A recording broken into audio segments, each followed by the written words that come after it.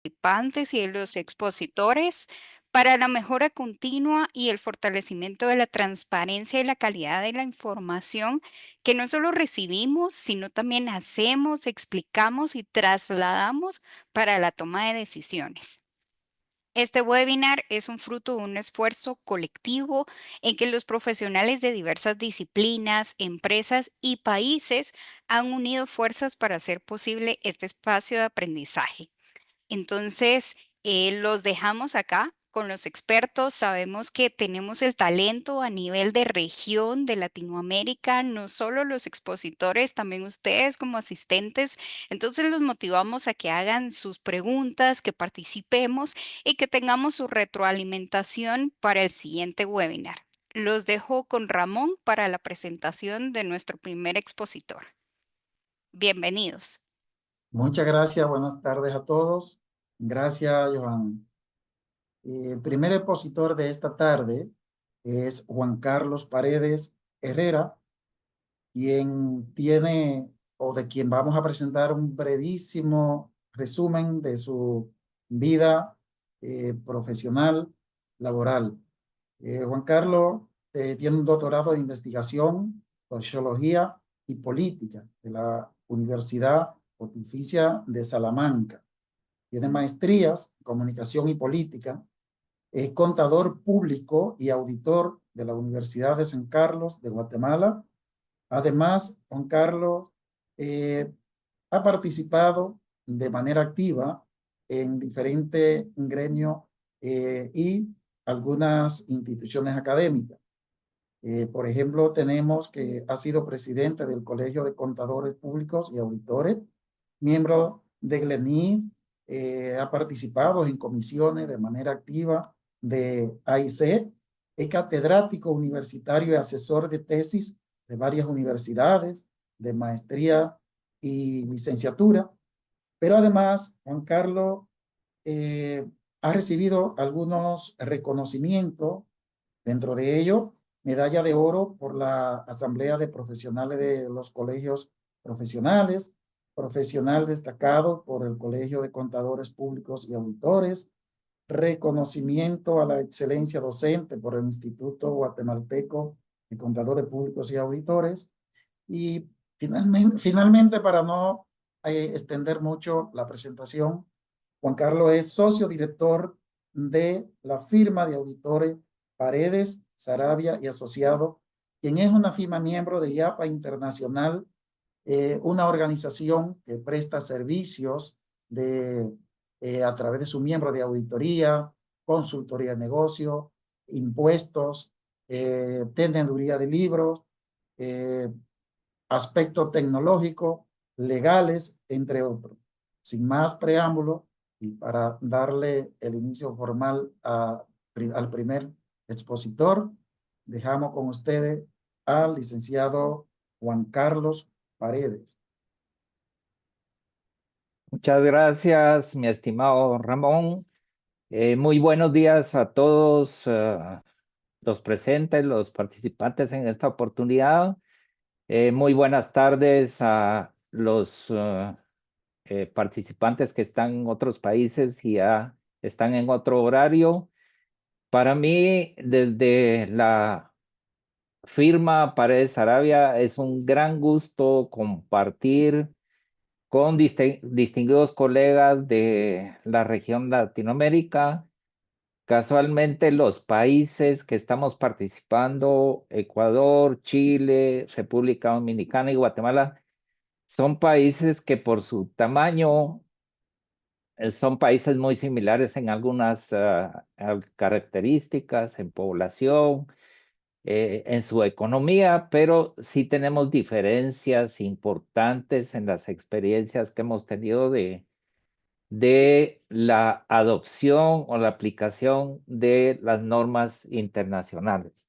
De manera que es un gusto poder compartir las experiencias que hemos tenido, por ejemplo, en Guatemala, de el desarrollo que ha tenido las normas internacionales de información financiera que las empresas en algún momento han decidido aplicarlas para tener una mejor transparencia, para tener una contabilidad mucho más completa. Entonces, en ese sentido, la exposición la voy a simplificar con algunas interrogantes importantes. La primera, ¿qué preludio ha tenido, por ejemplo, las normas a nivel de estas 2 décadas y un poco más de desarrollo? ¿Qué son realmente las NIF? ¿Qué son las normas internacionales de información? ¿Quiénes las aplican? ¿Cuándo las deben de aplicar? ¿Qué experiencia hemos tenido los países y sus efectos, por ejemplo, en la adopción, efectos tributarios y efectos financieros? Finalmente, vamos a terminar con unas conclusiones y recomendaciones. La idea principal de esta intervención es dejar este mensaje de cuáles son esas experiencias y algunas guías que deben de tomar para la adopción de estas normas y la aplicación en cada uno de los países. Entonces, en Guatemala hemos tenido experiencias de aplicación de esta normativa desde empresas de construcción, empresas agrícolas, empresas, por ejemplo, industriales, comerciales, algunas entidades no gubernamentales que han decidido, por ejemplo, aplicar esta normativa. Entonces, ¿qué son las NIF? ¿Y qué comprendemos como las NIF? Las NIF tienen más de 3 décadas de estar en desarrollo. Anteriormente a las NIF, a las normas internacionales de información financiera, se promulgaron las normas internacionales de contabilidad. A partir del 2001 se incorporan la primera NIF, que es la adopción de NIF, que sustituyó de alguna manera la NIF 1 en algunos pasajes. Pero lo importante de este tema es que hay un consejo de normas internacionales de contabilidad que está integrado por diferentes países, por representantes, expertos de diferentes países que se dedican a hacer estudios de los cambios que hay en la normativa, y de esa cuenta nosotros en todos los países hablamos un idioma contable financiero universal. Esto quiere decir que estas normas, por ejemplo, las NIF plenas, que son normas, las primeras normas que se emitieron, se están aplicando en más de 166 países. A raíz de lo complejo que pudiera pensarse de las NIF plenas, porque esta normativa se aplica a aquellas empresas que cotizan principalmente en bolsa y que tienen obligación de rendir cuentas, el Consejo de NIF, el YASB, decidió publicar o de alguna manera lanzar otra normativa importante, que es la NIF para pymes, y es la que de alguna manera estaremos abordando hoy.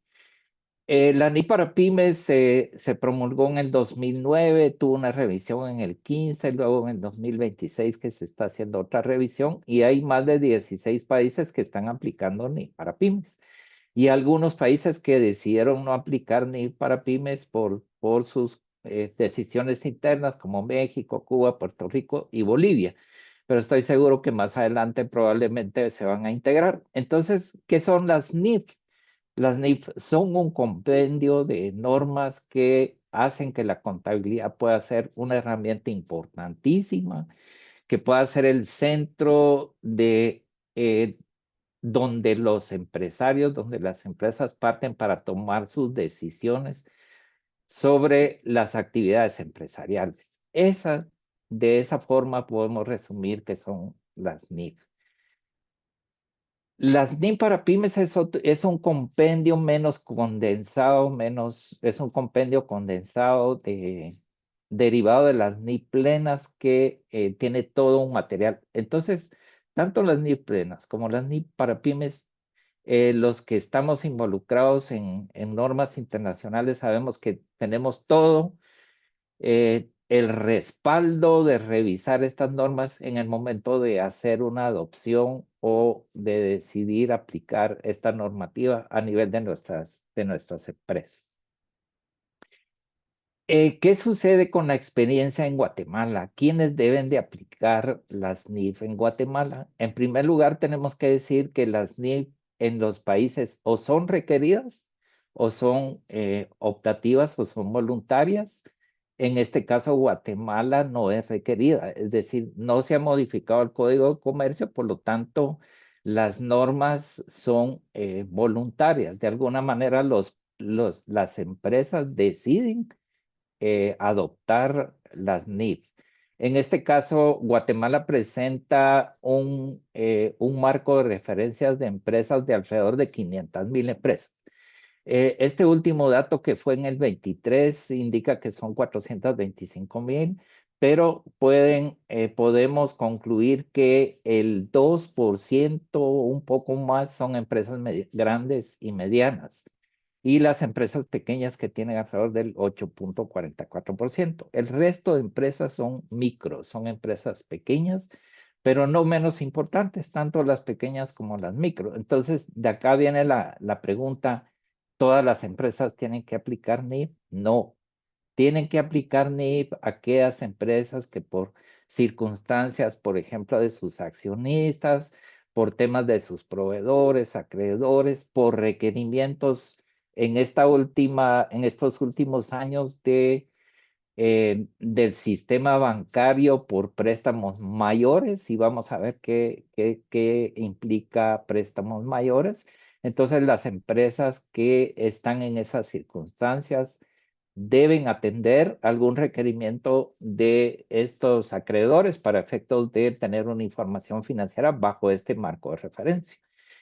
Y también aquí tenemos que asociar que en Guatemala hemos estado avanzando con temas contables y temas fiscales, y la SAT tiene alrededor de 7,000 empresas, y que esto coincide con empresas grandes y medianas que están siendo ya auditados sus estados financieros.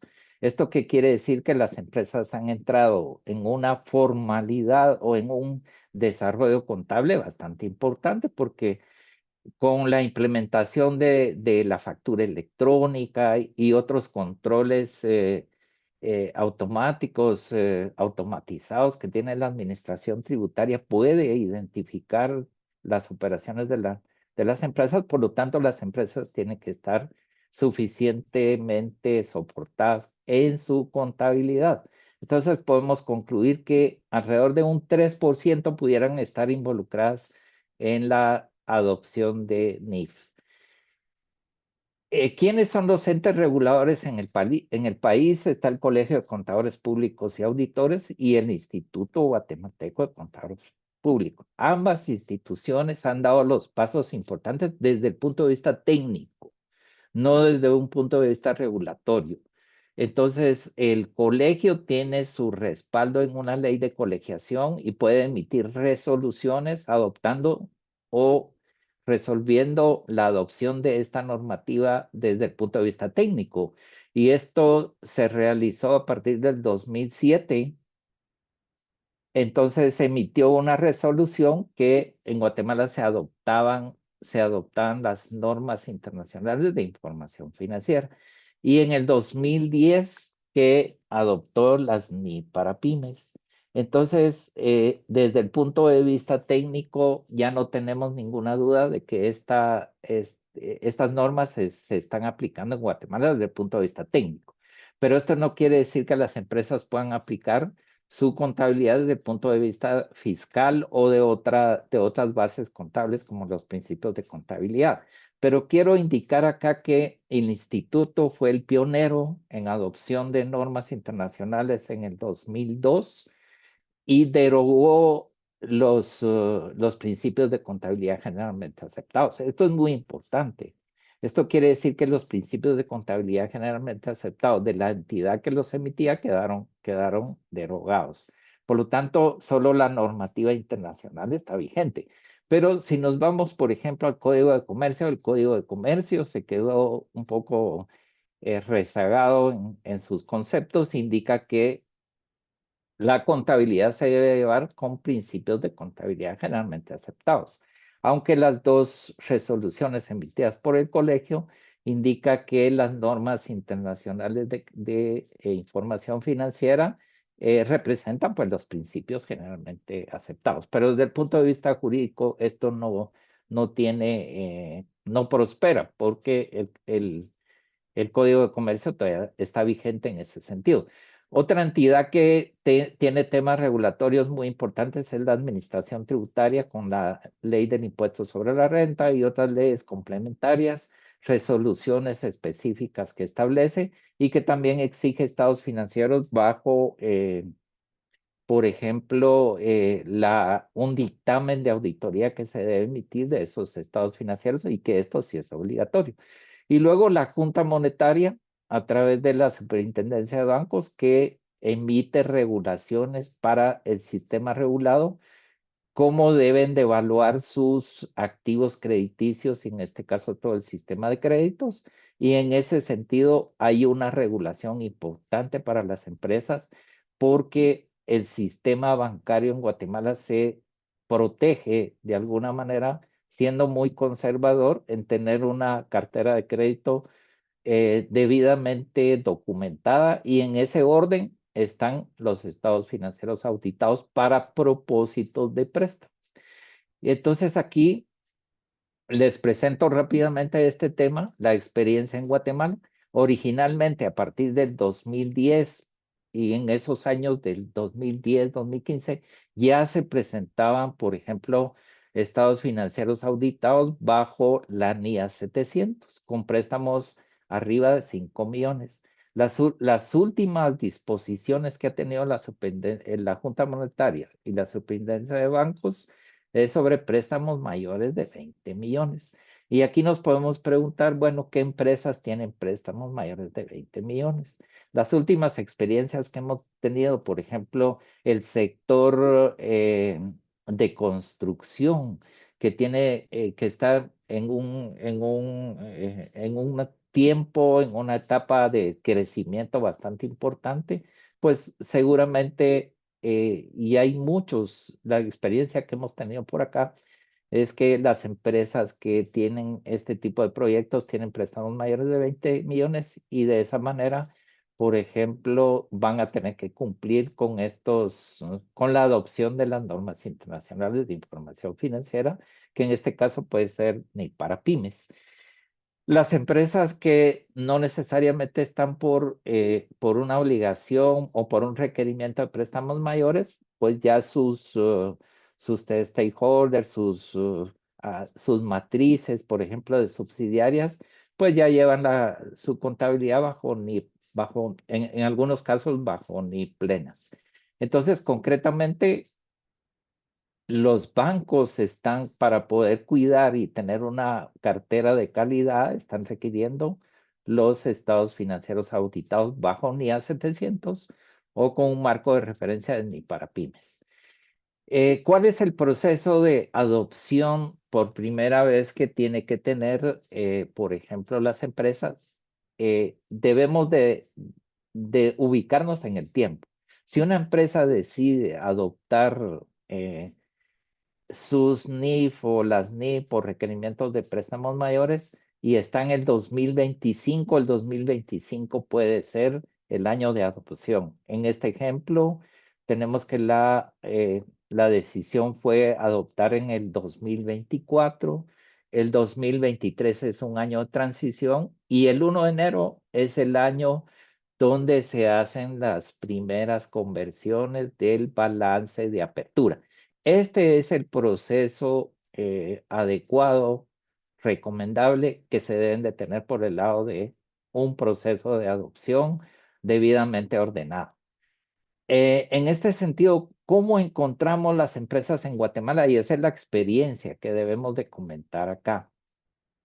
En general, si una empresa va a requerir préstamos de préstamos mayores o por algún requerimiento de sus mismos accionistas, se va a encontrar con una contabilidad en algún momento con principios de contabilidad o una contabilidad con orientación de tipo fiscal.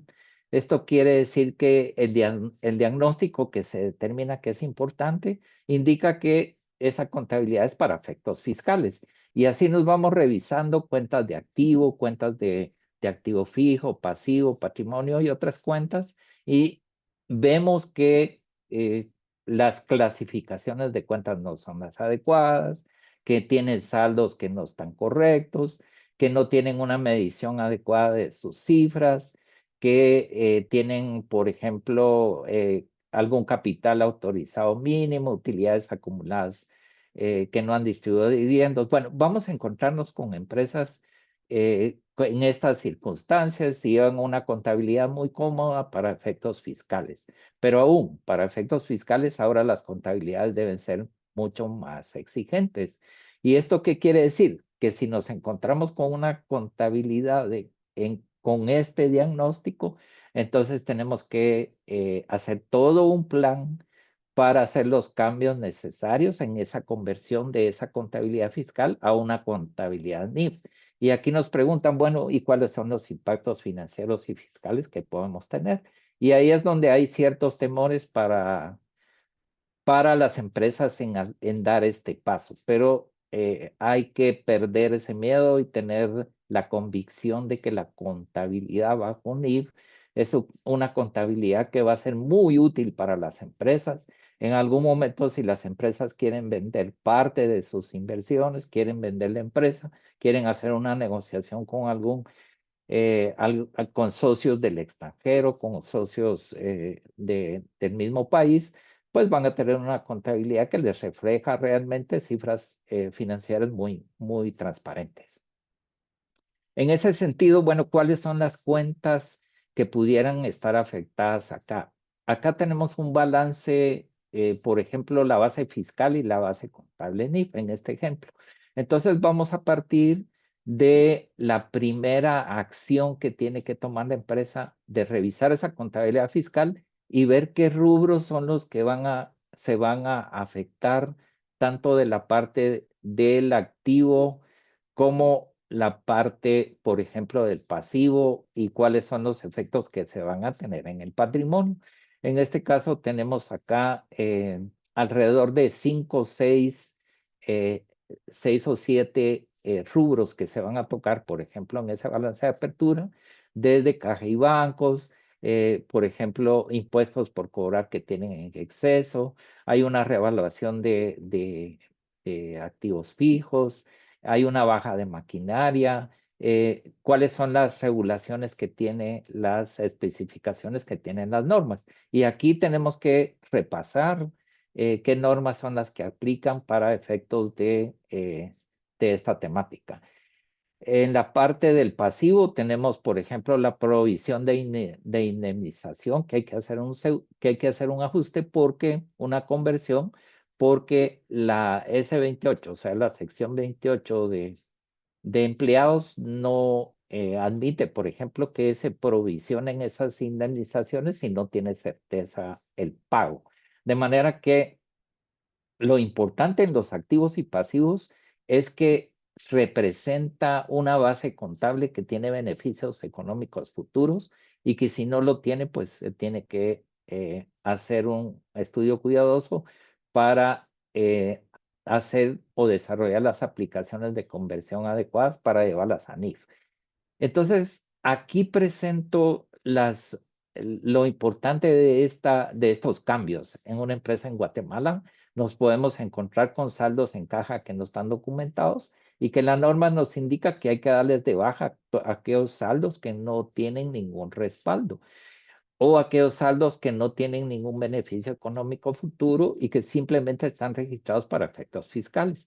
Y aquí tenemos una baja de una caja chica, tenemos un ajuste de ISR en exceso porque ahí tiene más de 4 años, ya no tiene ningún sentido que esté ese saldo, una revaluación de terrenos que tenemos acá de 700,000 con incremento de valor de 700, una baja de maquinaria porque debido a que la maquinaria está totalmente obsoleta, Si ustedes se encuentran en la contabilidad fiscal, aparecen muchos equipos que están ahí, pero que realmente ya no tienen beneficios económicos futuros. Y así vamos escalando con más saldos, por ejemplo, saldos de intangibles que se forman en la empresa con gastos que realmente no tienen un efecto de posible evaluación o un valor razonable, por lo tanto hay que hacer los ajustes correspondientes. Y una reserva de inventarios que aquí sí tiene efectos, por ejemplo, fiscales posteriores. Igual lo podemos tener con alguna maquinaria que se pueda seguir depreciando para efectos fiscales o el caso de los intangibles. Es decir, los efectos tributarios que tengan, por ejemplo, deducibilidad en los siguientes periodos después de la adopción, pues tienen efectos de impuestos sobre la renta diferido. Entonces, aquí hay conceptos técnicos que se deben desarrollar. Por lo tanto, concretamente, ¿cuál es el efecto financiero final? Es un incremento de 495,000 unidades en el patrimonio por la conversión que se ha tenido de todas estas cifras. Ese es el efecto. Bueno, es un efecto positivo, sí, y que eso hace transparentes, hace íntegras las cifras que se están presentando a través de las NIF. ¿Qué efectos fiscales se ha tenido? Pues hay un impuesto sobre la renta diferido que se va a recuperar en los periodos siguientes porque la NIF no admite esos saldos para efectos de la conversión de la base fiscal a la base NIF. Y de ahí que tenemos que presentar otros estados financieros del periodo de transición y del periodo actual, que es el periodo de adopción. Entonces, aquí en la práctica vamos a tener tres estados de situaciones financieras con la conversión de NIF. Entonces, las conclusiones a las que podemos llegar es que hay que definir el por qué y para qué es necesario la NIF. No es un mensaje que todos tienen que aplicar NIF y por eso lo vamos a hacer. No, es por circunstancias particulares, especiales, que vamos a adoptar esta normativa. Determinar si la entidad cumple para adoptar por primera vez las NIF para las pymes y la administración debe definir esa adopción. No debe ser los cuadros inferiores, sino debe ser la administración. Identificar la fecha de transición es muy importante. Elaborar ese estado de financiera de apertura a la fecha de transición. Algo que es trascendental es partir de nuevas políticas contables en el momento que se pueda hacer esa transición. Y luego preparar el compendio o los estados financieros básicos que tiene la normativa de NIF para pymes. En este caso, el estado de situación financiera, el estado de resultados integral, el estado de cambios en el patrimonio, estado de flujos de efectivo y notas a los estados financieros. Si estamos aplicando NIF, tenemos que presentar este juego de estados financieros de esta forma, muy completo, para que estemos reportando esas cifras de esta manera. Entonces, ¿cuáles son las recomendaciones?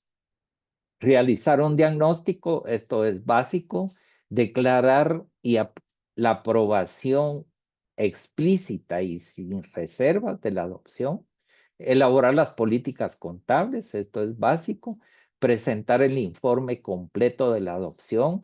Cuando a veces vemos las empresas y se están aplicando NIF, sí, ¿cuál fue su información por ejemplo, del proceso de adopción? Resulta que no tienen ese respaldo. Es importante presentar el informe de conciliación entre la base fiscal y la base NIF y también es conveniente definir cómo se seguirán presentando sus libros contables, si base NIF o base fiscal. Aquí hay dos orientaciones. Empresas que deciden seguir con la base fiscal, hacer sus ajustes de NIF y luego presentar la base NIF por efectos de alguna situación de tipo fiscal que se crea, porque la administración tributaria aún no tiene, y la legislación guatemalteca no tiene todo el reconocimiento de una base NIF en Guatemala. Por lo tanto, ahí hay una corriente. Y la otra es presentar su contabilidad base NIF para efectos fiscales, hacer los ajustes y presentar su declaración jurada. Si lleva sus libros base NIF, tiene que tener esas conciliaciones entre la base NIF y la base fiscal para respaldarle en algún momento al azar por alguna duda que se tenga por las diferencias temporarias de impuestos sobre la renta diferida. Bueno, esto es en resumen las experiencias que hemos tenido en Guatemala y con mucho gusto estaremos acá para algunas consultas. Muchas gracias. Excelente presentación, excelente posición, estimado Juan Carlos. Me parece que le ha puesto el nivel muy alto a los colegas que te habrán de suceder a continuación. Ha sido un recorrido que, a pesar de estar informando acerca de la experiencia en Guatemala, no ha dejado de ser muy completo en toda esta exposición, tomando en consideración que la norma como tal, en sus 35 sesiones, pues, si bien es cierto que flexibiliza para algunos casos en comparación con la NIF completa, no deja también de ser un desafío importante para las empresas en sentido general. Esto es sin importar el tamaño, solamente separándola tal vez por los sectores, que son las que de alguna manera impiden que no apliquen NIF para pyme. Si nos ponemos a ver posiblemente parte de de las sesiones de la norma NIF para pyme, que pudieran estar requiriendo de mayor nivel de, diríamos que de trabajo al momento de decidir implementarla.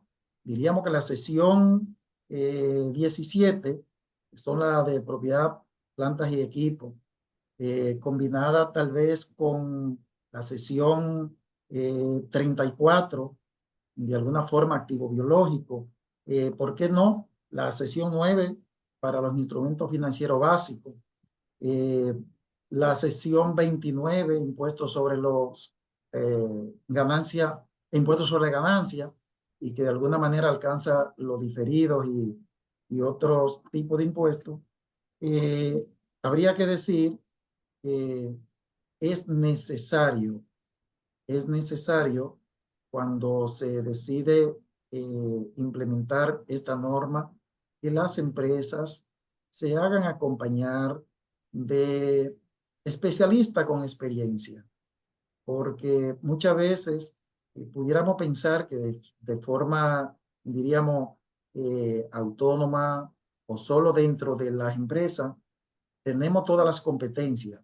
En principio pudiera decirse que sí, pero las experiencias de los diferentes especialistas siempre cuenta, y el punto de vista que le puedas agregar conforme al tipo de reporte, al tipo de industria donde opera la empresa, siempre tienes aspectos que requieren atención, requieren debido cuidado, tomando en cuenta que estos estados financieros van a llegar a diferentes sectores interesados y principalmente a los reguladores. De modo que muchas gracias por esta brillante exposición, y vamos a dar paso al siguiente expositor.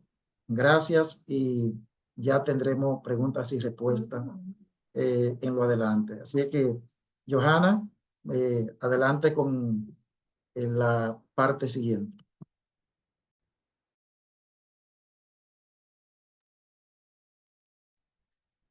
Muchas gracias, Ramón. Si podemos presentar el CV de Jonás, lo agradecería. Jonás nos acompaña desde Chile. Es contador público y auditor con más de 17 años de experiencia en auditoría financieras, adopción de normas contables y auditoría interna, especializado en NIF, NIA y NAGA Chile. Como profesional independiente se enfoca en ofrecer servicios de alta calidad mediante capacitación constante, como pues lo vemos ahora que nos está acompañando. Ha trabajado con accionistas y directorios en comités de auditoría en diversas industrias. Actualmente es socio de AAIC, Auditores Consultores, liderando el área de auditoría de estados financieros y proporcionando soluciones de consultoría y aseguramiento con altos estándares de calidad. Muchas gracias, Jonás, por tu experiencia y por acompañarnos el día de hoy. Te dejamos al mando. Muchas gracias, Johanna. Buenas tardes o buenos días para todos los participantes, dependiendo de su horario, de su zona horaria. También agradecerle a Juan Carlos por su magnífica presentación, muy buena presentación. Solo contarles, y a ver si me ayuda el panelista a retomar el control de la presentación para poder avanzar. Solo contarles que... Ahí parece que volvió. Un segundo, por favor. Ahí sí. Solo contarles que mi participación para este webinar se quiere centrar principalmente en compartir con ustedes cuál fue la experiencia de nuestro país, Chile, ¿cierto?, en el proceso de adopción de las normas IFRS e IFRS para PYME, teniendo en cuenta también la experiencia y lo que ya ha compartido Juan Carlos desde el país de Guatemala. Contarles simplemente que a nivel de experiencias, nuestros países se parecen bastante en términos de cómo la regulación se ha ido acomodando, cómo nuestras autoridades fiscales también han ido acomodando las distintas reglamentaciones o principios contables aceptados. Y en base a eso, me gustaría comenzar indicando que también comparto lo que dice Juan Carlos respecto de que una armonización o estándares que sean unificados permite y garantiza la transparencia y comparabilidad de los estados financieros o de la información financiera que se utiliza para la toma de decisiones de una empresa. Más allá, ¿cierto?, de las obligaciones fiscales que pudiera tener cada país o cada compañía. En ese contexto, Chile, desde el 2013, adoptó formalmente y de manera definitiva las normas IFRS, tanto sus secciones completas o plenas y su IFRS para PYME. Esto coincidió, ¿cierto?, con la incorporación de Chile en la OCDE en el año 2010, pero lamentablemente tenemos a más de una década de ese proceso un gran gap o una gran distancia entre la cantidad de empresas que hoy día presenta información financiera fiscal y la que podría llegar a presentar información financiera unificada bajo un estándar o una norma contable internacional. Lo que nos permitiría, ¿cierto?, a todos los profesionales que nos desarrollamos y efectuamos trabajos de auditoría, de aseguramiento o de asesorías financieras y contables, tener información comparable para distintos tipos de industria. En este contexto, solo contarles que el 2013 fue la fecha definitiva, pero Chile parte en el año 2005 aprobando un plan de convergencia a estas normas, un plan de convergencia NIF, y eso lo hace la Comisión de Principios y Normas de Contabilidad del Colegio de Contadores de Chile.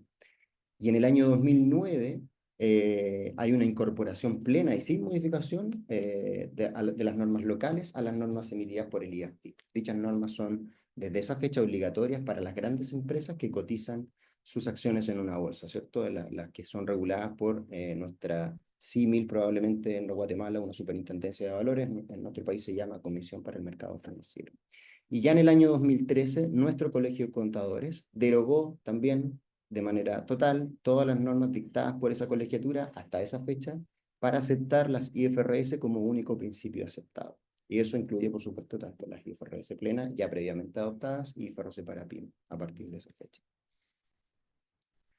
¿Qué ocurre con esto? ¿Qué ocurrió con nuestra autoridad fiscal en ese momento? Bueno, ocurrió lo que probablemente ha ocurrido en la mayoría de los países que han tenido que verse enfrentados a este proceso de convergencia, y es que las autoridades fiscales no emitieron norma alguna o no realizaron pronunciamientos o posiciones que fueran tendientes a conciliar o unificar las bases fiscales con las bases financieras.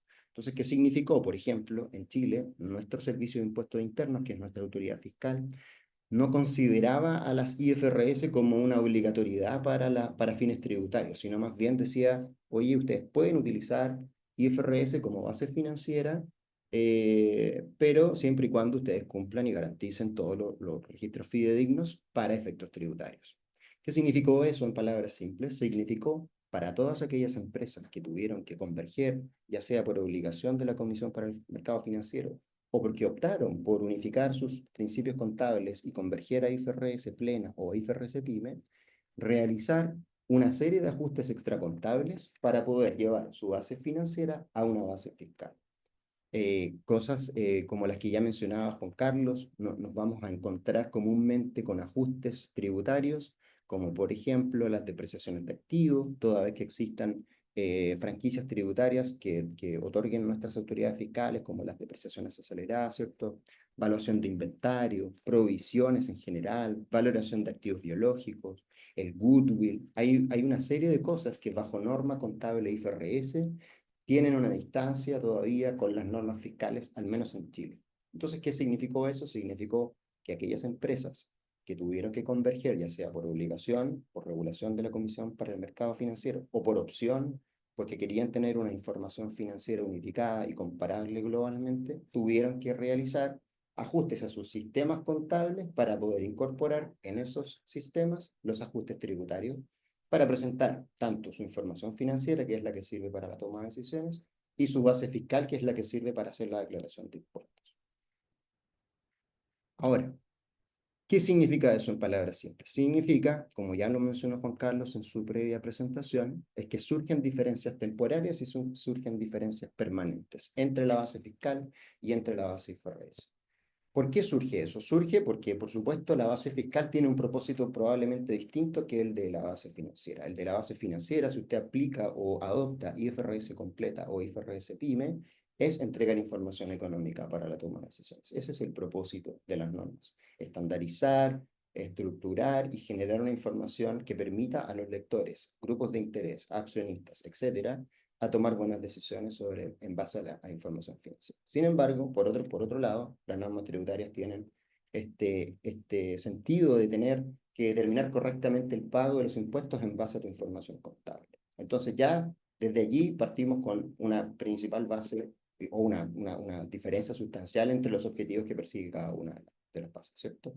¿Qué vamos a tener o con qué nos vamos a encontrar? Por ejemplo, en el reconocimiento o en el principio de reconocimiento. Bajo IFRS, sea plena o IFRS pyme, existe el principio de devengado, lo que, por ejemplo, nos permite reconocer ingresos y gastos que se reconocen cuando ocurren, independiente de si estos han sido flujo o no para la compañía.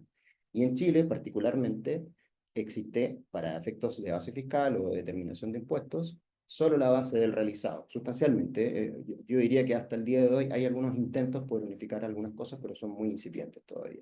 Entonces, como es base realizado, para el fisco, para nuestra autoridad fiscal, todo va a ser ingreso solo lo que fue flujo efectivo real en un periodo y va a ser solo gasto lo que fue flujo real de egreso en un periodo de tiempo. Las correcciones monetarias también van a generar diferencias porque Chile, al ser un país bajo la definición de las mismas IFRS, un país que no se considera hiperinflacionario, no aplica corrección monetaria a sus activos no monetarios. Por lo tanto, vamos a tener una base financiera sin corrección monetaria y por el otro lado vamos a tener una base fiscal que nos obliga a realizar ajustes de corrección monetaria, especialmente a bienes depreciables o liquidables. En el reconocimiento de activos, bueno, tenemos también que reconocer que la NIF incluye recursos controlados por la empresa sin requerir propiedad explícita. Por ejemplo, arriendos. Activos arrendados para base financiera pueden ser reconocidos como un activo por derecho de uso o como un contrato de arrendamiento. Sin embargo, para nuestra autoridad fiscal, eso, como no es un activo del cual yo tenga propiedad legal, no puedo utilizarlo. No, por ejemplo, no podría utilizar la depreciación o amortización de activos que son depreciables o que son parte de un contrato de arrendamiento. ¿Qué otras cosas? Gastos rechazados. En los gastos rechazados vamos a tener variedad de cosas, ¿cierto? Variedad de situaciones. ¿Por qué? Porque las normas nos obligan a reconocer distintos gastos, sean estos o no necesarios para el negocio, sean o no estos necesarios para producir una renta, y se tienen que reconocer por base financiera, pero para efectos de las normas tributarias, estos gastos son no aceptados. Y cuando no son aceptados o son no necesarios para producir la renta o no tienen el ánimo de producir la renta, es decir, no tienen relación con el negocio propiamente tal, la autoridad fiscal recarga esos gastos rechazados con un impuesto adicional y ahí genera también nuevamente diferencias. Valoración de activos, amortización y deterioro, tratamiento de ingresos son otros elementos que los estados financieros bajo IFRS van a tener una diferencia en las bases fiscales que son las más tradicionales. Yo me atrevería a decir que a nivel latinoamericano nuestros fiscos se parecen un poco y por lo tanto entendería que estas deberían ser algunas de las principales diferencias que nos deberíamos encontrar si convergemos nuestros estados financieros a IFRS, ya sea esta plena o para pyme.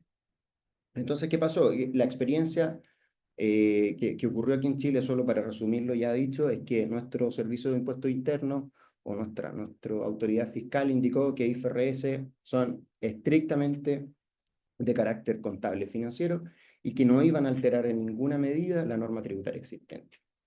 Esto implicó que no se han propuesto medidas desde esa fecha hasta el día de hoy, medidas regulatorias claras que permitan reducir la cantidad de diferencias entre ambas normativas. Entonces, hoy día las empresas chilenas conviven, ¿cierto?, con este sistema que te permite llevar tu información financiera bajo IFRS, pero con la conciliación de todos los ajustes para llegar a la base fiscal. Las normas fiscales no se ajustan automáticamente a los principios IFRS, ¿cierto? Lo que va a perpetuar la existencia de diferencias temporales que generan impuestos diferidos y permanentes, que no generan impuestos diferidos, por cierto. Estas discrepancias requieren ajustes extracontables y eso ya, como ustedes bien saben, las empresas chilenas ya lo tienen incorporado dentro de sus sistemas contables. Ahora, ¿cuál es el desafío para Chile? Solamente para que se hagan una idea, en Chile existen más de 1.160.000 empresas formales, formalizadas, empresas, sean estas grandes empresas, pymes, microempresas, etc. Cerca del 97%, según la última encuesta longitudinal hecha por el Ministerio de Economía, 97% de ese 1.160.000 son empresas pymes. Bajo regulación de la CMF, es decir, de ese 1.160.000, la cantidad total de empresas que están obligadas hoy a reportar a la Comisión para el Mercado Financiero, estados financieros auditados bajo una norma IFRS, que es lo que dictamina nuestra Comisión para el Mercado Financiero, son solo 7.738. Es decir, es probablemente menos del 1%.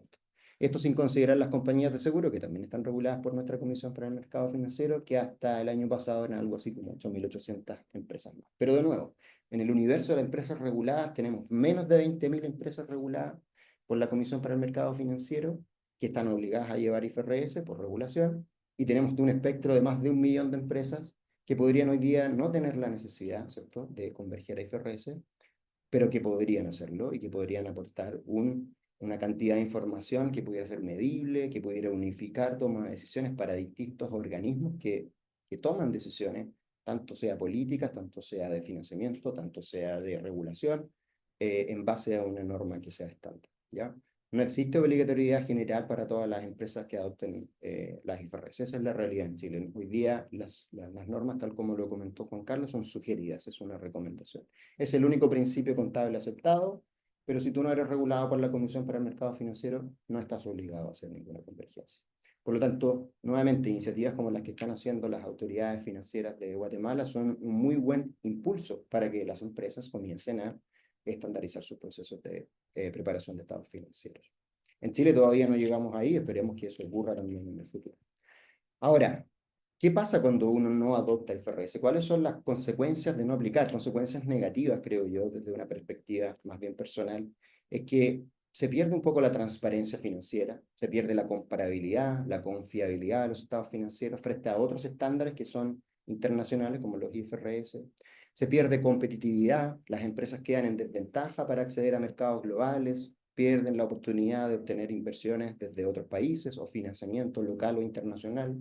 Hay información financiera que los estados financieros, bajo un principio local, pudieran no reflejar el valor justo de los activos y pasivos, lo que va a limitar siempre la toma de decisiones estratégicas. Va a haber un problema con algunos cumplimientos regulatorios. Las empresas, por ejemplo, en Chile pueden incumplir requisitos legales en sectores donde IFRS son obligatorias, como en este caso el regulado por la CMF. Gestión de activos, relaciones comerciales, confianza de inversionistas, costos operativos. Son todas situaciones que van a generar de una u otra manera una desventaja en comparación con quien sí decida adoptar estas normas. Y haciendo una transición ya de esto, si es que alguna empresa decidiese adoptar IFRS, sea esta plena o sea esta IFRS PYME, tiene que entender, y esto aquí yo voy a tratar de ser más bien conciso, porque yo creo que Juan Carlos ya nos dio a lo mejor una pincelada mucho más detallada de cuáles podrían ser los ajustes. va a tener efectos financieros, ¿cierto? Aplicar una norma contable que es distinta de tu principio contable generalmente aceptado localmente en tu país va a generar impactos financieros. Los más evidentes y los más obvios, ya también Ramón los mencionó, hay que reconocer activos, hay que revaluar activos que previamente pudieran no haber estado reconocidos o pudieran haber estado subvalorados en tus estados financieros. Y eso es que la IFRS para PYME permite reconocer activos solo si se cumplen criterios específicos de probabilidad y medición confiable. Entonces vas a empezar a hacer ajustes en tus activos que pueden ser medios a lo razonable versus los que antes o bajo base fiscal o bajo principio antes, principios generalmente aceptados en tu país, eran solo costos históricos, ¿cierto? Costo de adquisición más alguna corrección monetaria o costo de adquisición más nada. Valoración de activos, deterioro del valor de los activos, puedes empezar a reconocer pérdidas por deterioro según métodos más estrictos. Y eso quizás antes, a lo mejor tu principio contable no lo tenía considerado. Lo que, por cierto, también podría llegar a generar alguna diferencia con tu base fiscal.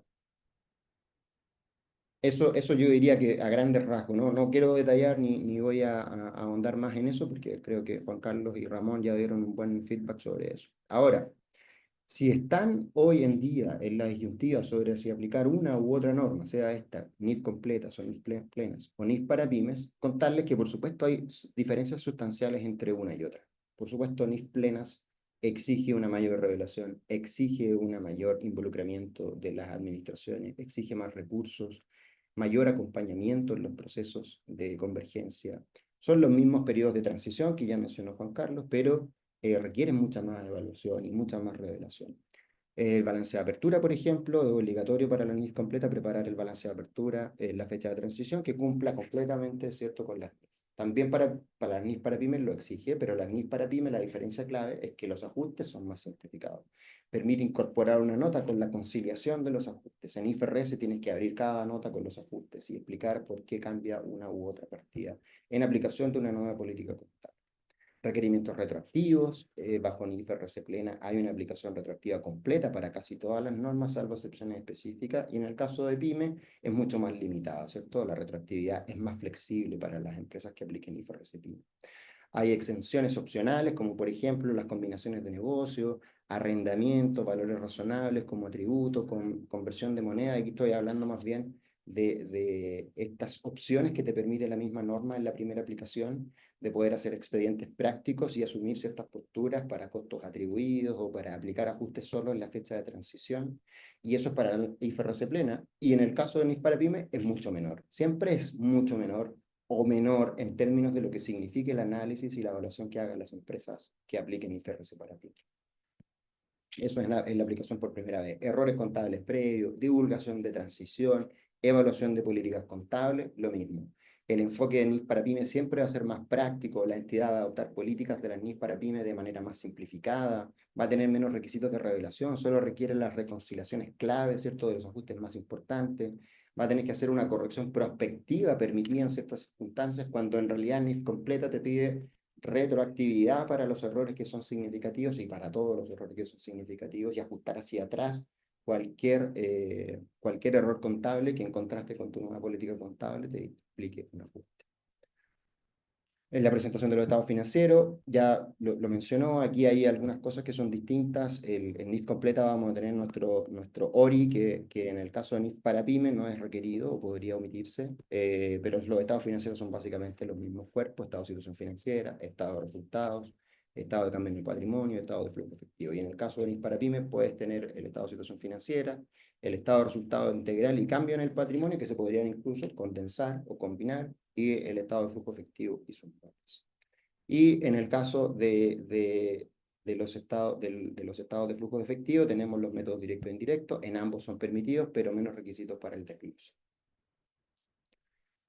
En la presentación de estado financiero seguimos componentes obligatorios, estado de flujo de efectivo. Perdón, me volví a pasar por la misma slide. En las conclusiones y recomendaciones, solo para terminar, y con esto ya cedo el paso al siguiente expositor, es recomendar siempre desde la mirada para aquellos que estén empezando a pensar en converger a IFRS para PYME o IFRS Full, que tengan siempre en mente que esto tiene que ser una implementación universal, ¿cierto? Va a generar desigualdades el hecho que yo no pueda tener un estado financiero comparable con otros mercados, comparable con otras industrias. También creo, y esto es también una mirada personal, es necesaria una legislación que unifique el uso de IFRS como estándar obligatorio para todas las empresas. Debería ser un camino a seguir, por supuesto que hay mucho que recorrer. Para eso, primero hay que permitir que las empresas pymes tengan una convergencia más simplificada, que tengan la oportunidad de acceder a nuevo financiamiento. Y eso que está haciendo Guatemala me parece muy loable y muy importante porque marca un camino para el resto de los países de Latinoamérica. Y algunos beneficios, por supuesto, siempre van a ser la transparencia y la confiabilidad y comparabilidad de la información, mejores decisiones para aquellos que toman decisiones usando la información financiera, el acceso a mercado y estandarización y eficiencia operativa. Eso, mis queridos estimados, muchas gracias nuevamente por la invitación. Cedo el pase ahí a quien quiera continuar.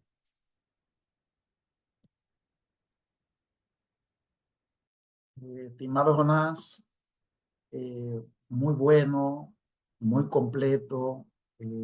La verdad es que me sorprendí porque pensé que ibas a abarcar menos en cuanto al contenido de la norma, pero eh, solamente queda decirte que hay trabajo por hacer en cuanto a todas aquellas empresas y países que aún tenemos, diríamos, partes y sesiones de la norma que no han sido vistas en su completa y justa dimensión. Eh, la realidad es que este es un tema que es para invertir tiempo, hacer una programación adecuada, revisar bien etapa por etapa, área por área, la contabilidad de las empresas, a los fines de poder identificar dónde necesito mayor nivel de acompañamiento, tiempo, dedicación, dónde tengo mayor impacto. Pero hay una gran realidad. La norma debemos implementarlas en todos los países, porque esto con las casi 3 décadas que tiene, no tiene vueltas atrás.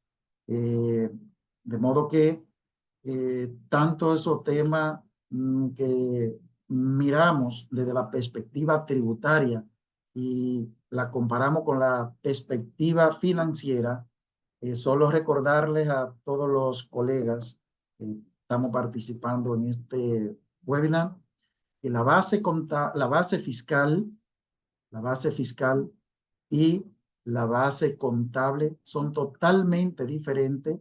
Por consiguiente, solo a través de una conciliación podrán, diríamos, unificarse los impactos y los criterios cuando así sea demandado por las actividades de cada empresa. De modo que muchas gracias nuevamente y continuamos con Johanna para que presente al siguiente expositor. Muchas gracias, Ramón. Pues el siguiente y el último expositor que nos acompaña el día de hoy viene desde Ecuador, Gabriel Páez. Muchas gracias por tu acompañamiento. Profesional en contabilidad y auditoría con más de 30 años de experiencia, doctor en contabilidad y auditoría por la Universidad Central de Ecuador y magíster en administración de empresas por la Universidad del Pacífico. Wow, qué experiencia, Gabriel. Muchas gracias por acompañarnos. Gabriel también, pues, ha sido socio de firmas como BDO, Hensen Holm y actualmente es socio de auditoría en Páez Florencia. Con experiencia docente en auditoría y participación en seminarios internacionales, también formó parte del Comité Técnico de la Federación Nacional de Contadores del Ecuador, contribuyendo a normas contables y de auditoría. Te dejamos, Gabriel. Muchas gracias por tu participación.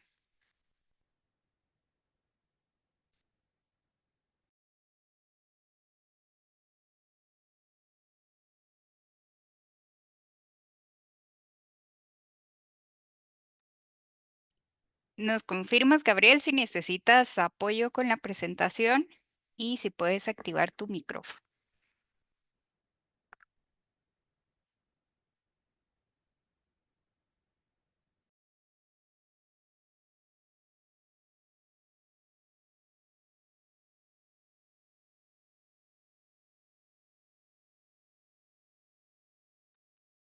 Aprovecho este espacio para agradecer por las preguntas y las hemos estado respondiendo por medio del chat.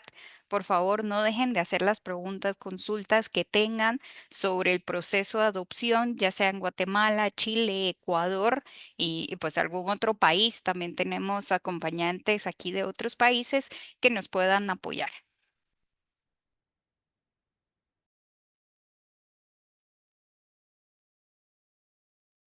Mm, No puedo activar el micrófono. ¿Me pueden ayudar? Listo, Gabriel, ya lo tienes activado. Solo nos confirmas si tienes el manejo de la presentación o si te apoyamos. No, no tengo. No puedo pasar. Ok, listo, ahora te apoyamos nosotros. Mientras tanto, buenas tardes con todos los participantes. Es una satisfacción para mí poder compartir en esta tarde con un selecto número de invitados, de participantes de Latinoamérica. Se me ha pedido que haga un recorderis de lo que ha sido la aplicación de las normas internacionales de información financiera en Ecuador, particularmente las NIP para pymes, de lo que voy a contarles esta tarde. Bien, vamos a partir desde un punto de vista del pasado. Nosotros nos remontamos la adopción de NIPS al año 2009. Pero ¿qué teníamos anteriormente a esto? ¿Dónde nos encontramos cuando llegamos a la adopción de las normas internacionales de información financiera? Nosotros teníamos ciertas ventajas, si se lo puede reconocer de esa manera, ya que estábamos hablando de un país dolarizado, un país que para llegar a la dolarización tuvo que hacer también desde el punto de vista contable hacer algunos ajustes de inflación, de evaluación, para poder reexpresar las cifras que teníamos en nuestra moneda anterior, el sucre, para poder hacer una conversión a dólares.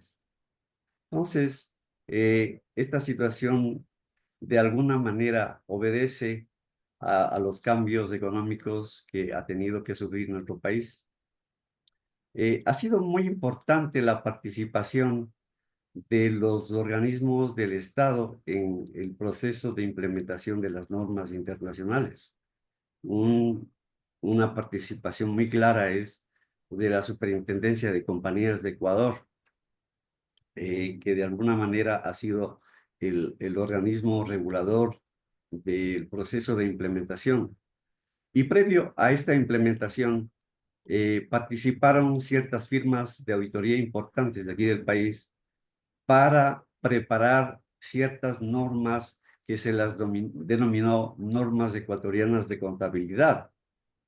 Entonces, estas normas ecuatorianas de contabilidad se basaron en las normas internacionales de contabilidad, que tenían un ambiente internacional y que de alguna manera ya contribuyó para lo que será más tarde la adopción de normas internacionales de información financiera. Aquí en el Ecuador se parte con la implementación de un cronograma de aplicación obligatoria de las normas de información financiera, un cronograma que lo emitió la Superintendencia de Compañías. Entonces, dentro de este cronograma, tenemos ciertas fases importantes, como es la primera fase, donde se definió los grupos que deben participar, los grupos de compañías que deben participar en la adopción de las normas. Y la idea fue de que la Superintendencia de Compañías trató de incluir a todas las compañías que estaban bajo su control en este proceso de implementación. Es así que un primer grupo incluía a aquellas compañías que estaban reguladas por el mercado de valores y nosotros, los auditores externos. Otro grupo tenía que ver con aquellas compañías que tenían activos por 4 millones o hasta 4 millones en el año 2007. Estaban obligadas a implementar estas normas. Y otro grupo que se lo consideró como tercer grupo tenía que ver con aquellas compañías que no estaban en los dos grupos anteriores, que prácticamente serían las compañías que tenían unas características de pymes. Es así que el cronograma, si lo podemos regresar a la pantalla, tuvo una concepción de fase 1 como diagnóstico conceptual. Este diagnóstico conceptual básicamente lo que trataba es de identificar aquellas diferencias entre las políticas contables que se venían aplicando y la consideración de las nuevas políticas contables que venían aparejadas con las NIF. Esto dio origen a la identificación de impactos, originalmente impactos de orden financiero y también impactos de orden de sistemas y de otro tipo de impactos que podría afectar la generación de nueva información. Para esto, la superintendencia lo que había hecho es emitir resoluciones que tenían el objetivo de obligar a las empresas para que cumplan con estos requerimientos. Es así que se fijaba fechas para poder determinar los diagnósticos y los principales impactos en las empresas. Una fase 2 tenía que ver con una evaluación del impacto y planificar la convergencia de BCG a NIF. Básicamente, esta fase preparatoria que permite identificar las oportunidades de mejoras y su alineación con los requerimientos de la nueva normatividad a adoptarse. Esto incluyó un proceso preliminar de preparación de los ejecutivos de las empresas, donde muchas personas que formaban parte de este grupo tenían que recibir una capacitación en NIFS, una capacitación de los estándares más importantes, en este caso de ciertas secciones importantes que eran de aplicación de determinada empresa. Una fase 3 prácticamente tenía que ver ya con la implementación y formulación paralela de balances bajo PCGA y NIPS. Esto ya incluyó obtener estados financieros bajo esta nueva normatividad y que de alguna manera tenía que ver con la adopción y mejora de ciertos procesos, sistemas de información y un mejoramiento de la estructura que tenían las empresas en ese momento.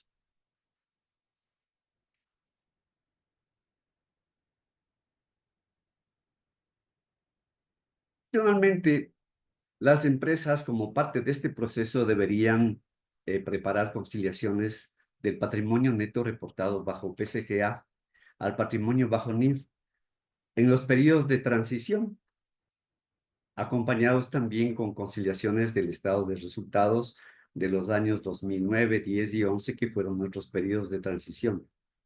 Y todos estos ajustes se requerían de que sean asentados en los siguientes años a los periodos de transición.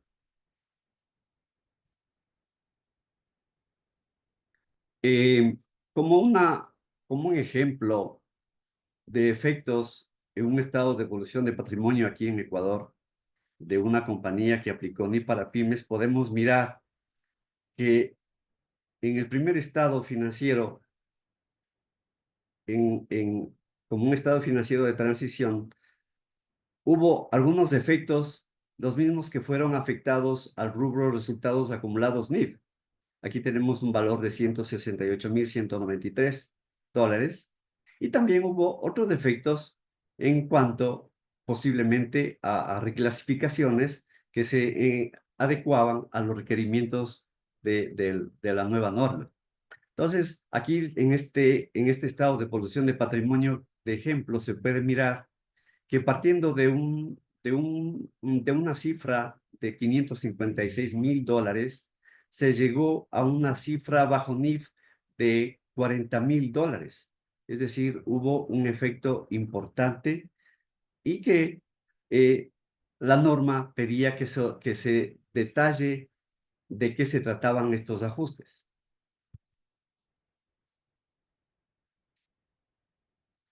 Para nuestro ejemplo, hubo efectos, por ejemplo, por provisión de deterioro por $75,000, baja de crédito tributario por 53,000, impuestos diferidos, ajustes de valor neto de realización, por jubilación patronal y desahucio. Entonces, lo que se trató es demostrar los efectos que originaron estos cambios en el patrimonio. Y es así como se emitieron los estados financieros ya con ajustes y con sus debidas explicaciones.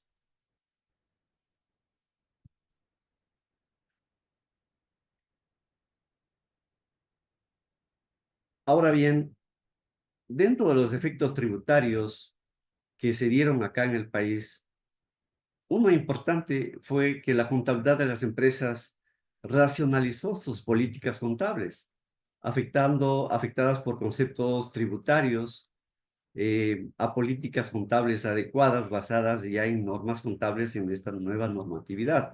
Por ejemplo, las políticas contables anteriores se basaban o tenían mucha injerencia en asuntos tributarios, como por ejemplo depreciaciones, provisiones, en términos generales, estimaciones que se adecuaban más bien a requerimientos tributarios que antes que a técnica contable para poder estimar, por ejemplo, una estimación de vida útil.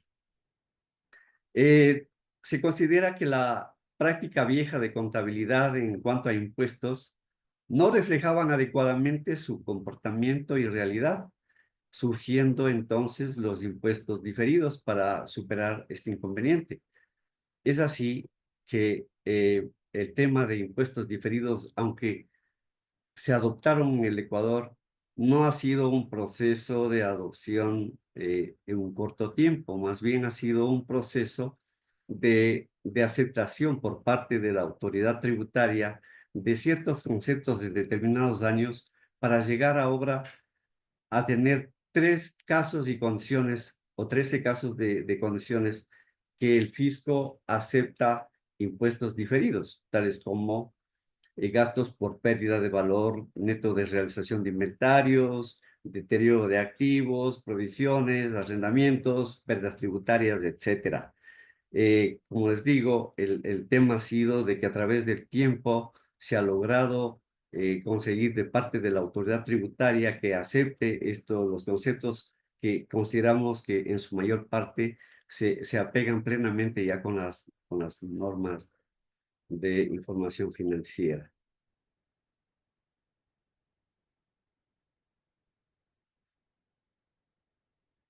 Ahora bien, como un ejemplo de aplicación de impuestos diferidos, voy a revisarlo, un ejemplo muy sencillo, para que ustedes tengan una idea de cómo acá lo estamos aplicando, es decir, el concepto del impuesto diferido es general.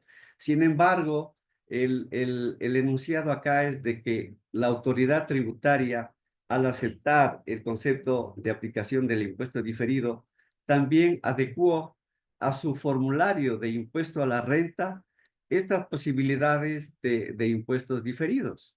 Consecuentemente, el formulario ya acató, ya aceptó, ya incluyó las diversas posibilidades de estos conceptos de impuestos diferidos. Por ejemplo, digo acá que la compañía ABC S.A. tiene como actividad la comercialización de productos de tecnología, tiene como política dar garantía de sus productos por 1 año después de la venta. En el 2016 realizó una provisión de garantía de $100,000. Durante el año 2017, varios clientes reclamaron por falla de productos y la compañía pagó por garantía $100,000. Las utilidades antes de 15% de participación de trabajadores en las utilidades y provisión de garantía es de $500,000 por cada año. La pregunta acá es, ¿cuál es el impuesto diferido y el impuesto causado en el ejercicio fiscal 2016 y 2017? Entonces les decía que como ejemplo, en el 2016 partimos de una utilidad antes de ajustes de $500,000. Disminuimos la provisión por garantía de productos de 100,000. La utilidad después del ajuste sería de 400,000.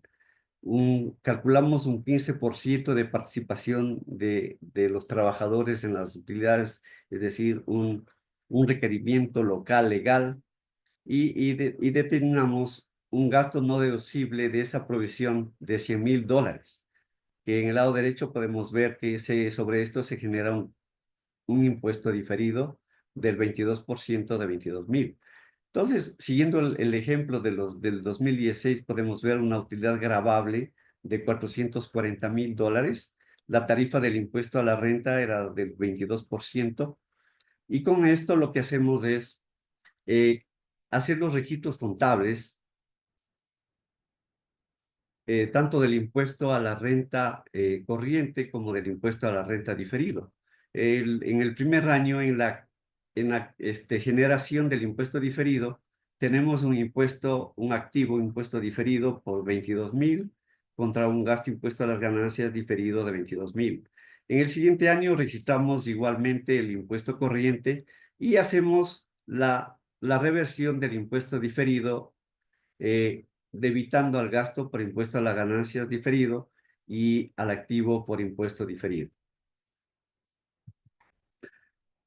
Con esto, lo que estamos demostrando es únicamente la aceptación de las autoridades tributarias, tanto en sus formularios de impuesto a la renta, como en este caso en la generación en la línea de provisiones estamos 100,000, y posteriormente la reversión en el año 2017 de los $100,000.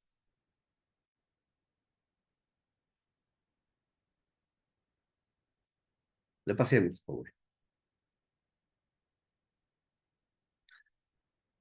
Dentro de los efectos financieros que se pudieron determinar acá, tenemos la utilización del valor razonable como método de evaluación, es decir, el entorno de NI para pymes permitía adoptar ciertas excepciones de la normatividad y se podía utilizar los reavalúos como un costo atribuido para el tema de propiedades, plantas y equipos. Fue uno de los rubros que posiblemente recibió más impactos con los avalúos, con los estudios de peritos para poner un valor razonable a estos activos. Fue una gran oportunidad para corregir problemas antiguos, es decir, la antigua contabilidad, si bien nosotros teníamos unas normas propias de acá, pero también tenían una herencia de unas normas contables antiguas que igualmente tenían un viso tributario. Entonces fue la gran oportunidad para corregir los problemas antiguos y de tener un estado financiero más transparente que sirva para tomar decisiones.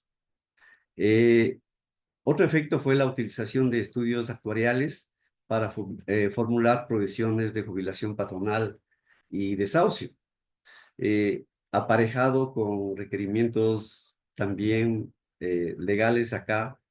Fue importante tener estos estudios actuariales para poder determinar exactamente las cifras de pasivos que se necesitaban revelar y reconocer por estos conceptos de jubilación patronal y desahucio. Un efecto financiero también fue el reconocimiento de los impuestos diferidos, a la vez que se mejoró este control de los impuestos. Había que reflejar tanto los activos como pasivos que se podían generar de esta aplicación. Otro efecto financiero fue la utilización de juegos completos de estados financieros. Es decir, de alguna manera, la historia era de que únicamente se emitía un balance general y un estado de resultados. Con la adopción se mejoró esta práctica, emitiendo juego completo de estados financieros con sus notas y políticas contables. Y claro, los efectos financieros fueron sorpresas en las variaciones patrimoniales, que a la postre tenían que ser autorizadas, aprobadas por la Junta General de Accionistas y de Socios.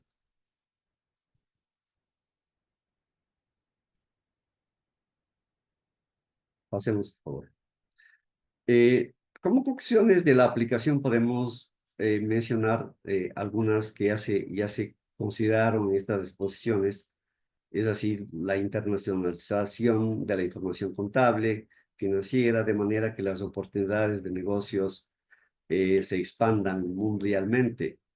Se ha visto en la vida real cómo unas empresas emiten sus estados financieros y son requeridas por entidades financieras locales e internacionales, por clientes, por proveedores, por prominentes inversionistas que ya piden estados financieros bajo esta normatividad, lo cual ha facilitado justamente a las operaciones y a los negocios de las empresas. Ha sido una oportunidad para arreglar las cuentas, los saldos históricos que tenían cierta complejidad. La consideración de varios aspectos circundantes a los aspectos contables, tales como adecuados sistemas computarizados de información. Esto implicó modificaciones, compras de nuevos equipos, mejorar la capacidad, vino aparejado con mejoras en los sistemas de control interno.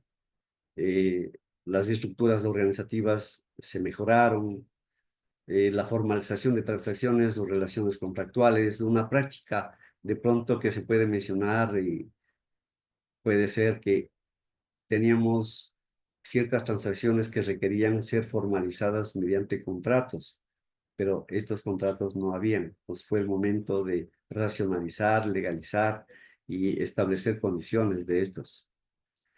Como les decía, controles internos mejorados, mayores y mejores medios para captar, procesar e informar. Se requiere de un adecuado conocimiento del negocio, particularmente el equipo que participó como grupo de implementación de las NIF debía tener un buen conocimiento de estas empresas, de la empresa donde iban a hacer el trabajo de implementación. Y esto contribuyó para que se tengan los resultados que hoy se tienen.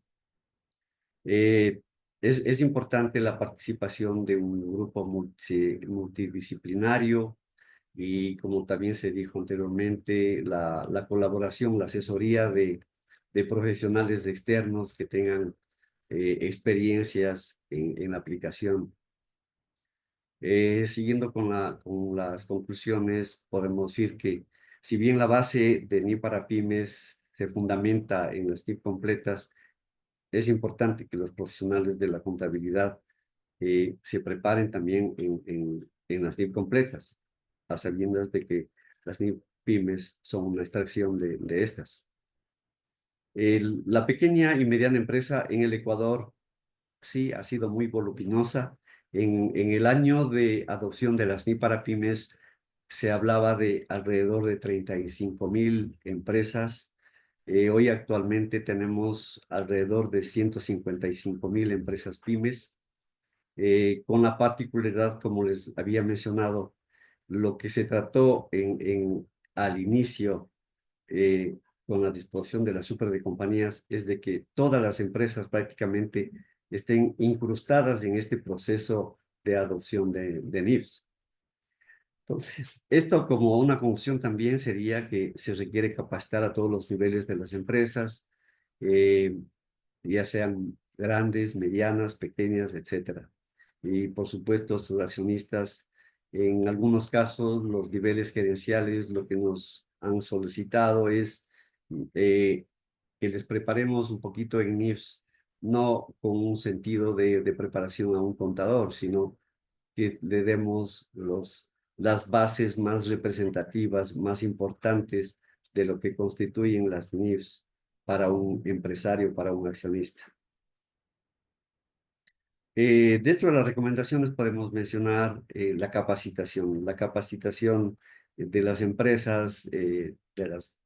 empresas que son pequeñas y medianas empresas, dar énfasis a la difusión y capacitación a los contadores y empresarios ecuatorianos por parte de los organismos de control de las compañías y colegios de profesionales y de las universidades, que en la época que se adoptaron las normas acá en el Ecuador, los pensos de materias posiblemente tenían contabilidades antiguas que no estaban dentro de este proceso moderno, nuevo de adopción de las normas internacionales. Esto es en esencia lo que les puedo comentar como historia de la adopción de las NIF para pymes acá en el Ecuador, eh, sacando como relevante la participación de este organismo del Estado como fue la Superintendencia de Compañías y de alguna manera también la participación de la Federación Nacional de Contadores del Ecuador en el sentido de que contribuyó y también bregó para que en un momento determinado ciertos conceptos como los impuestos diferidos sea aceptado por la autoridad de control y ahora sea una realidad y las empresas prácticamente estemos aplicando aquí en el Ecuador las NIF como fueron conceptualizadas. Muchas gracias. Muchas gracias, Gabriel. Gracias a todos por permitirnos permanecer todo conectado. Gracias. Excelente exposición, muy completa.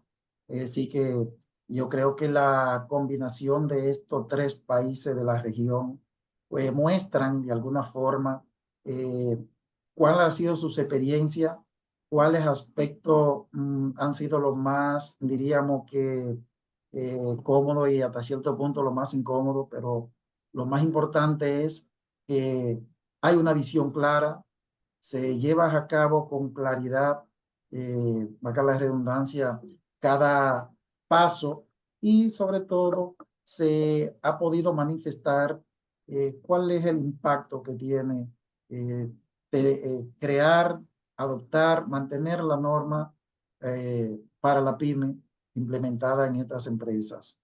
Así es que muchísimas gracias, Gabriel. Excelente. Y consideramos que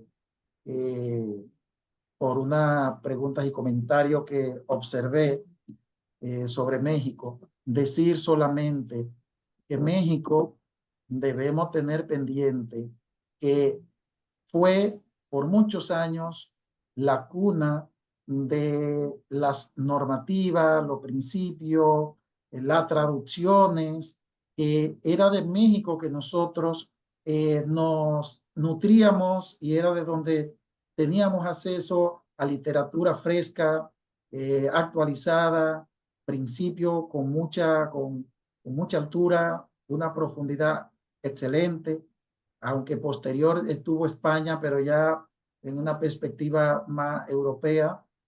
Chile también en un momento jugó un papel como referente para tomar en cuenta sus normas locales.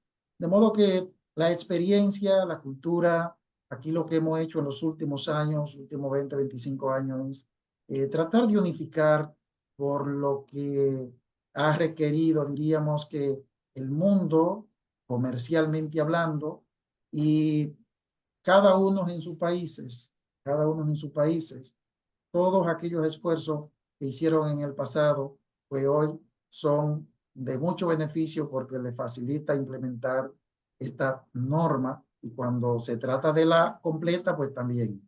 Así que muchas gracias y no tengo otra cosa que decirle que el esfuerzo de cada uno de ustedes lo apreciamos, lo agradecemos y estoy seguro que habrá muchas preguntas en los diferentes participantes, pero al final de cada presentación, que entiendo que será compartida, están las direcciones electrónicas, están los teléfonos de los expositores que con muchísimo agrado podrán contactarlos y ellos podrán asistirle en cuanto sea necesario y requerido. Así que muchas gracias. Gracias, gracias Ramón.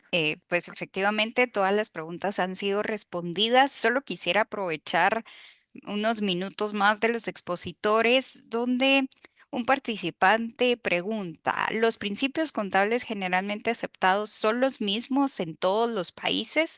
Tal vez aquí agradecería pues que cada expositor en un minuto nos pueda exponer cuáles son los principios para cada uno de los países. Bueno, voy a iniciar por el lado de Guatemala. Solo comentar que eh, los principios de contabilidad se han adaptado conforme las condiciones de cada país. Y tiene razón Ramón al decir que México como que fue la cuna de material, por ejemplo, de principios que también tenían alguna relación con los PCGA de Estados Unidos.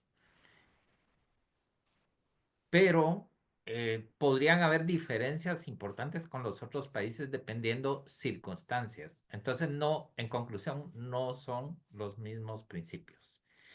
Ahora, los principios de contabilidad generalmente aceptados han quedado a la historia porque han sido derogados por los países y reemplazados por las normas internacionales de información financiera. En las aulas universitarias siempre comentamos que los principios universales del devengo, el principio, por ejemplo, de lo percibido, el periodo contable, todos esos son principios universales que se mantienen tanto en principios anteriores como también los recogen las normas internacionales de información financiera. Entonces, donde está la diferencia importante es que ahora las normas internacionales de información financiera se van más a la sustancia que la forma. Entonces, en algunos países, por ejemplo, las regulaciones tributarias todavía tienen mucha forma y no sustancia. Pero ahí nos tenemos que apegar a lo que dicen las normas.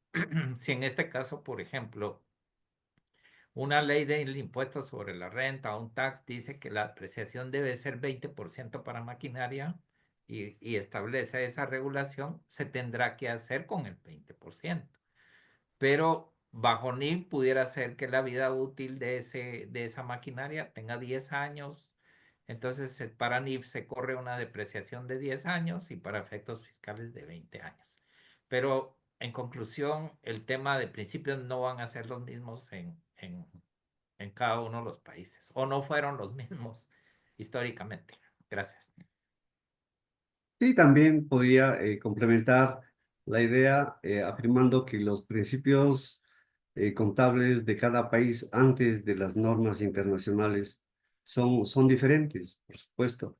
Les comentaba aquí en el país, habían normas contables anteriores a la adopción de las NEC, de las normas ecuatorianas, que simplemente eran una copia de las NIC en resumen, pero lamentablemente también les puedo decir que estas no fueron actualizadas.